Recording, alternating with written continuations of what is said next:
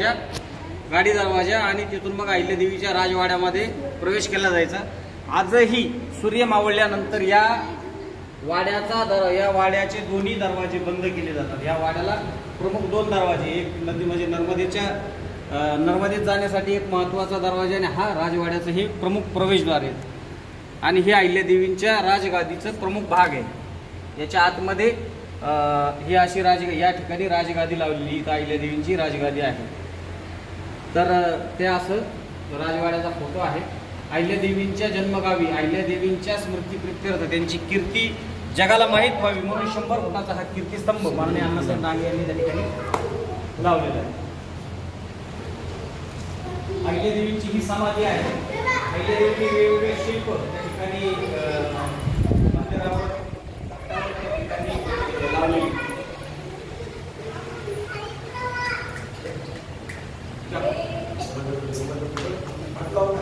हात लावू नका। ही होळकर राजघराण्याची ओरिजिनल वंशवळ आहे। होळकर घराण्यातून गादीवर जेव्हा आले त्यांच्या घराण्यामध्ये आडवा धरायचा का? या सगळ्यांची वंशावळ म्हणजे मुख्य झाड आहे होळकरांचं।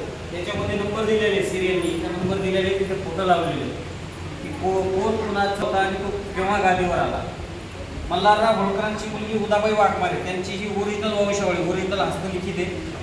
ओरिजिनल कागद खराब झाला होता म्हणून त्याला आपण लॅमिनेशन करून ठेवलं। अहिल्यादेवींनी स्वतः लिहिलेल्या पत्राचा हा नमुना आहे, त्या ठिकाणी आहे, या ठिकाणी लावलेला आहे।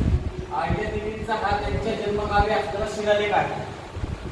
अहिल्यादेवींनी आपल्या आयुष्यामध्ये हयातीमध्ये स्वतः कशा दिसत होत्या त्याची एक मूर्ती तयार केली होती आणि ती मूर्ती 21 मंदिरामध्ये भारताच्या अयोध्या असेल, उत्तरेचं शुभर मंदिर असेल तर त्याच्याकडे त्यांनी लावलेले आहे। पंढरपूरच्या घोटवाड्यामध्ये सुद्धा ते पत्र पाहायला मिळतं। या अहिल्यादेवींना महाराणा हरिसिंह यांनी धर्मभगिनी म्हणून 3 गाव भेट केले होते, त्याचा हा ताम्रपट आहे। अहिल्यादेवींचं जिथं त्यांच्या